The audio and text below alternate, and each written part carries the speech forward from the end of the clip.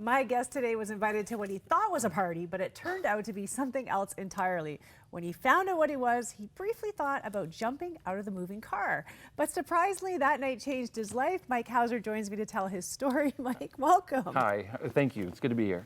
So you were hanging out with some Christians who kept inviting you to church relentlessly. You were so not interested. Why didn't you want to go? Well, when they started telling me about church and Jesus, I thought, okay, that is absolutely not me. I wasn't raised in church. I grew up in an awesome home, great family, traveled the world, and fairly affluent. So I kind of thought church was for needy people, and as the way I looked at myself, I thought that is not me. But it was in the middle of my parents' divorce. A girl in my science class, she walked across the room. Michelle Marvel is her name, and she became a friend to me. And for 2 weeks, we just laughed and had fun. And then she got all awkward on me in the middle of science class 2 weeks in. She's like, Mike, there's something I've been wanting to tell you for the last 2 weeks. I've been too scared to tell you, but I just have to say it. Jesus loves you, and he wants a relationship with you, and he can change your life. And part of me trusted her by now. We're 2 weeks in. She's a cool person. The other half of me, and I told her this, I said, Michelle, you're in a cult. That is cult language. Nobody talks about a personal relationship with Jesus. And next thing I know, she and all of her friends, they had me on their My 5 cards in their wallets, 5 people they're praying for. And I'm getting witnessed to by all these Christians. And the more I hung out with them... The cult was starting you, basically, gosh, right? Goodness. But they were fun people. And I sensed that they genuinely cared for me. And so I enjoyed hanging out with them as long as they weren't talking about Jesus.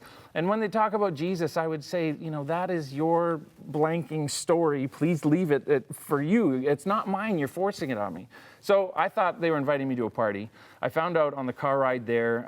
It's Wednesday night. They picked me up at 6:45. Okay, so they actually basically tricked you. Pretty much. Probably not recommended. They just highlighted the parts of youth group that they thought I might be interested in. We're playing some games, eating some food, just chilling. And anyways, I wanted to, literally, I thought of opening the door and jumping out because that's the last place I wanted to go. Yeah. And when I got there, I was shocked. This was First Baptist Church of Parai in Miami, Florida. Now it's called Christ Fellowship Church.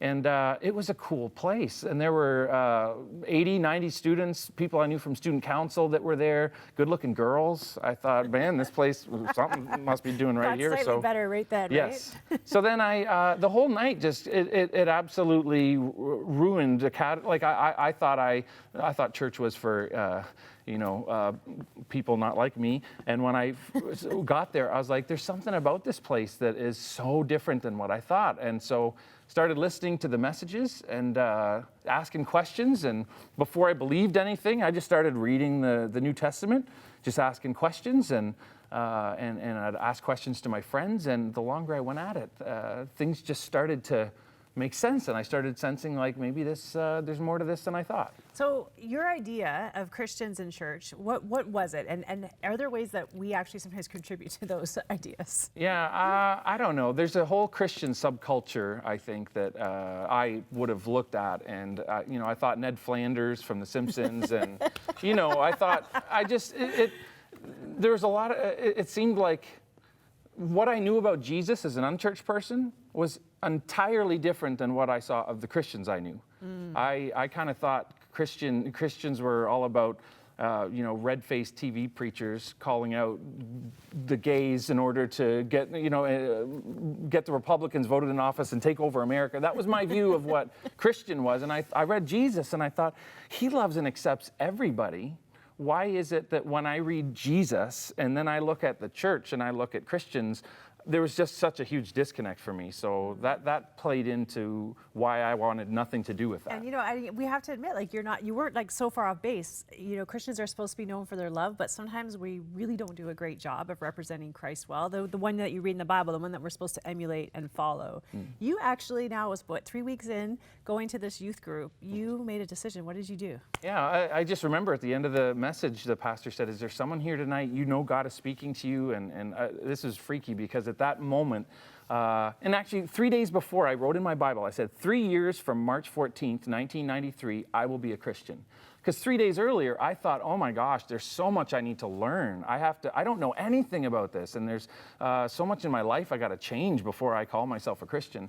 And it was that night it just became clear to me that God is so perfect and holy. It doesn't matter if you're Mother Teresa.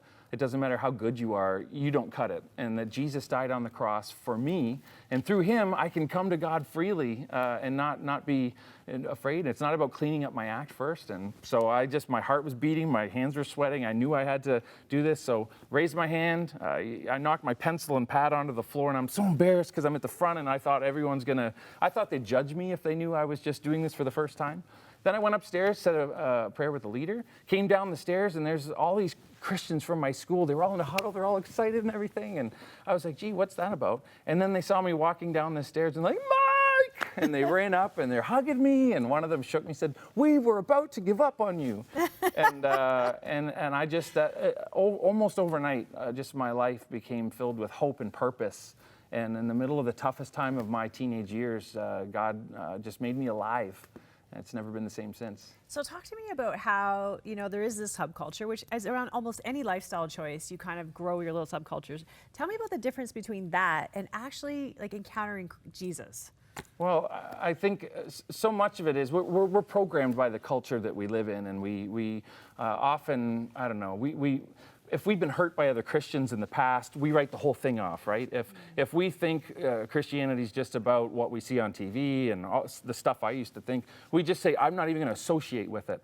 For me, it was just coming to say, I can read Matthew, Mark, Luke, and John without committing to believing in it. I'm just curious. I'm just going to learn about Jesus and ask questions. And as I pray and interact and I hang around other people who they don't have the religion, they've got a personal relationship with God that's not judgmental. It's all about God's love. You could tell them like the worst thing you've ever done. It could be the most shameful, embarrassing thing. And they would say, yeah, okay, so what?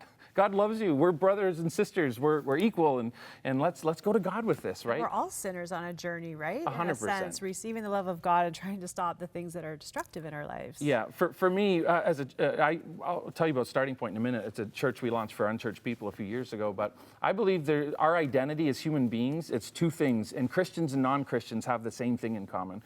The first part of our identity is that we are made in the image of God, and he loves us unconditionally, as we are. No need, don't change a thing. I love you exactly as you are right now. The second thing about our identity is we are broken. And that brokenness, it impacts every part of us. And so Christians and unchristians alike, made in the image of God, loved by God, and yet broken and invited to come on a journey.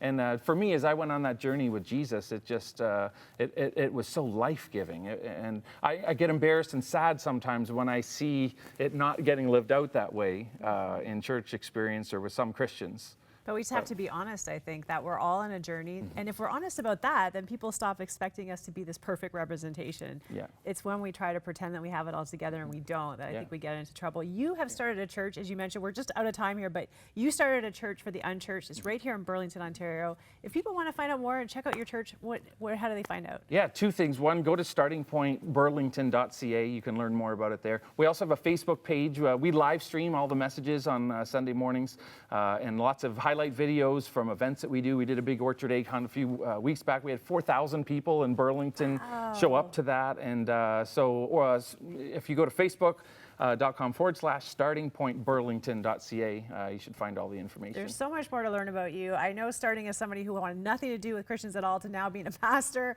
there's a story there. Maybe we'll have you back to tell that story, but thanks so much for joining us. Yeah, my pleasure. Thank you.